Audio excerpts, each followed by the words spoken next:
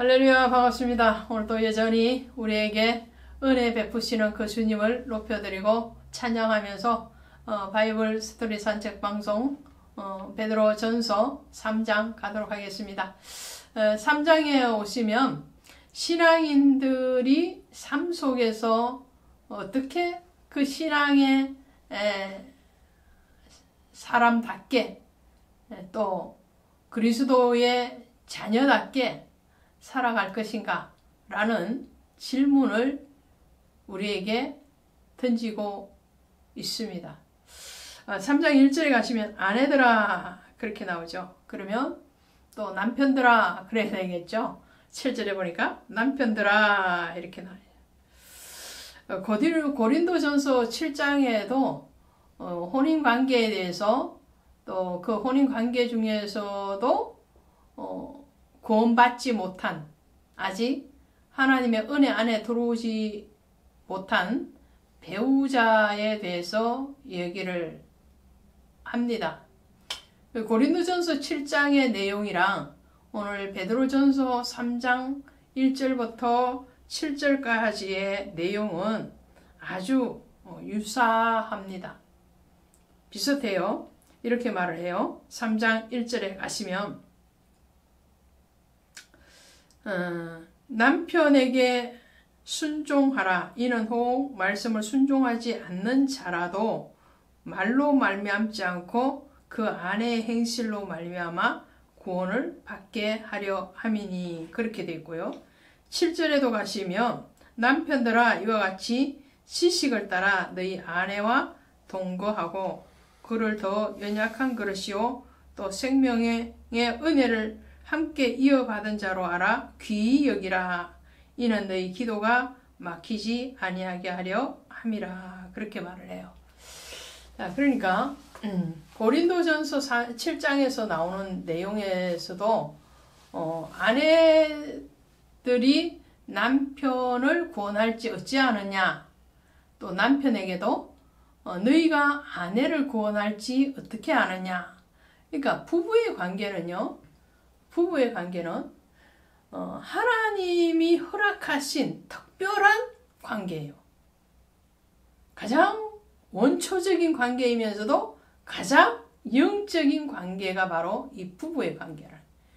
아담을 창조하시고 아담이 독초하는 것이 보기 좋지 않으셔서 하와를 만드셔서 그 하와를 이끌어서 아담에게 돕는 배필로 허락하셨잖아요. 예, 아담이 하와를 처음 만났을 때 딱 하는 말이 이는 내 뼈 중에 뼈요 살 중에 살이다. 그렇게 말을 하거든요.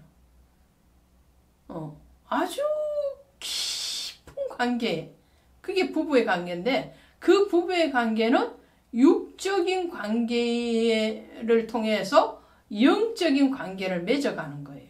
그래서 불신자의 집안의 사람과 결혼을 믿는 자가 하게 되면 그 상대편을 반드시 구원하는 책임과 의무가 또 사명이 있다라는 거죠. 오늘 아내들이 먼저 신앙을 가졌고 그 남편이 가지지 못했을 경우, 또 남편이 신앙을 가졌으나 아내가 가지지 못했을 경우 서로 지금 그 영혼을 구원하는데 너의 행실로 드러내 보여라. 이 가정에서 가장 구원하기 힘든 사람이 누구냐? 배우자, 또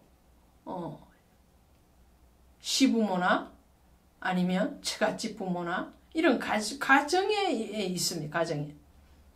그 가정에서도 우리가 적용해야 될 것이 바로 빌립보서 1장 29절의 말씀이죠. 그리스도를 위하여 너희에게 은혜를 주신 것은 다만 그를 믿을 뿐 아니라 또한 그를 위하여 고난도 받게 하려. 우리가 지금 국가를 위해서 엄청난 고난을 자처하고 받겠습니까? 물론 그러신 분도 있죠. 특수한 몇 분들. 그렇지만 보편적인 성도의 가정에서부터 우리는 그 고난에 대해서 그리스도에게 받은 그 은혜는 그리스도를 위하여 고난에도 참여하는 자리에 가야 된다 라는 거예요. 남편들은 또 아내를 귀히 여기라고 그러죠. 그 아내를 귀히 여겨야 되는 거예요. 말라기서 2장에 가시면 2장 15절에 가면 어찌하여 한 사람만 지었느냐, 그것은 경건한 자손을 얻기 위한 것이 아니냐. 영적으로도 성적으로도 배우자는 가장 귀한 존재입니다. 그리고 그 귀한 줄을 알 때에 그 관계는 육적인 관계를 뛰어넘는 하나님의 안에서 한 몸, 한 영을 이루는 그런 관계가 되는 것을 보게 되죠. 여러분의 가정에 혹시라도 배우자가 믿지 아니하시는 분이 계시다면 여러분들의 드러나는 그 신앙의 모습을 통해서 또 여러분들의 기도를 통해서 여러분들의 그 고난에 참여하는 그 헌신을 통해서 반드시 예수 안으로 돌아올 수 있기를 원합니다. 또 그것이 주님의 뜻입니다. 9절에 보시면 악을 악으로 욕을 욕으로 갚지 말고 도리어 복을 빌라. 이를 위하여 너희가 부르심을 받았나니 이는 복을 이어받게 하려 하심이니라. 할렐루야. 복을 빌라 그래요. 복을 빌라. 이를 위하여 너희가 부르심을 받았대요. 하나님이 아브라함을 부르실 때에 너는 복이 될지라 그래요. 복이 되래. 그야말로 복덩어리예요. 복덩어리. 그리스도인들은 영적인 복덩어리예요. 뿐만 아니라 그 사람이 거하는 그곳에 육신적인 복도 흘러가게 돼 있어요. 그것이 하나님이 약속하신 복이에요. 하나님이 우리에게 주시는 어마어마한 그 천국의 복뿐만 아니라 이 삶에서도 서로 화평하고 화목하고 사랑하는 것. 악을 악으로 갚지 말고 욕을 욕으로 갚지 말고 오히려 그들을 위해서 기도하고 그들을 위해서 축복하라고 그러잖아요. 그것이 바로 주님의 뜻이다라는 거죠. 누가복음 10장 5절 이하에 가시면 예수님께서 제자들을 전도대로 파송하실 때에 이렇게 말씀하시죠. 어느 집에 들어가든지 먼저 말하되 이 집이 평안할지어다 하라. 그 집이 그 복을 받을 만하면 그에게로 갈 것이요 그렇지 않으면 너희에게로 돌아오리라. 이 말씀을 해요. 어디든지 가든지 복을 빌어주라는 거예요. 아론이 제사장으로서 위임을 받고 하나님과의 관계에서 화목제와 번제와 여러 제사를 드리고 난 뒤에 백성을 만나러 나와서 첫 한 일이 뭐냐면 하나님의 이름으로 그들을 축복하는 거예요. 근데 그 축복의 내용도 하나님이 아론에게 지시해 줬어요. 너는 이렇게 축복하라 말씀하신단 말이죠. 예수님께서 부활하시고 제자들을 만나셔서 첫 마디 하신 것이 뭐냐면 너에게 평강이 있을지어다 라고 축복한 것이었어요. 오늘 우리가 가는 곳곳마다 축복의 통로가 되어야 됩니다. 그리고 15절에 보시면 너희 마음에 그리스도를 주로 삼아 거룩하게 하고 너희 속에 있는 소망에 관한 이유를 묻는 자에게는 대답할 것을 항상 준비하되 온유와 두려움으로 하고. 할렐루야. 대답할 말을 항상 준비하고 있으래. 근데 그 대답할 말을 대답할 때도 온유함으로 해라. 하나님을 향해서는 두려운 마음으로 해라. 늘 준비된 마음, 준비된 말이 있을 수 있는 것은 준비된 사람에게 준비된 말이 있는 거예요. 하나님의 말씀을 전하는 것도 그 말씀이 준비되어지지 않으면 전할 수가 없는 거예요.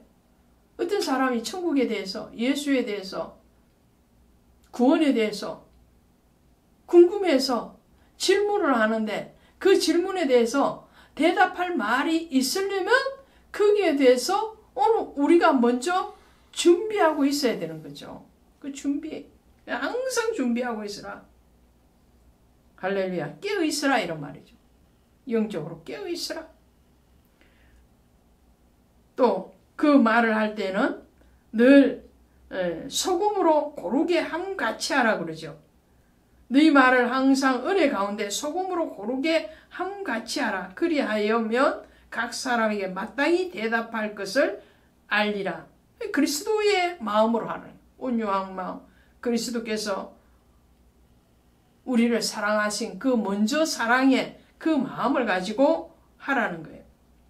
18절에 가시면 그리스도께서 단번에 죄를 위하여 죽으사 의인으로 불의한 자를 대신하셨으니 단번에 죽으셨다. 단번에. 히브리서 9장 26절 28절에도 가면 그리스도께서 단번에 자기의 피로 우리를 구원하셨다는 거예요. 두 번, 세 번, 네 번 이게 아니에요. 반복이 아니에요. 그러므로 우리도 그리스도 예수의 이름으로 나아갈 때는 망설임 없이 그리고 증거할 때는 또 주저함이 없이 그러나 그것이 공포스럽게 하는 것이 아니라 사랑과 경외함으로 또 온유함으로 증거하고 우리의 신앙을 나타내 보임으로 그리스도 안으로 들어오는 초청되어서 오는 그런 영혼들이 오늘도 반드시 일어날 줄로 또 일어나게 하실 줄로 믿습니다. 고맙습니다.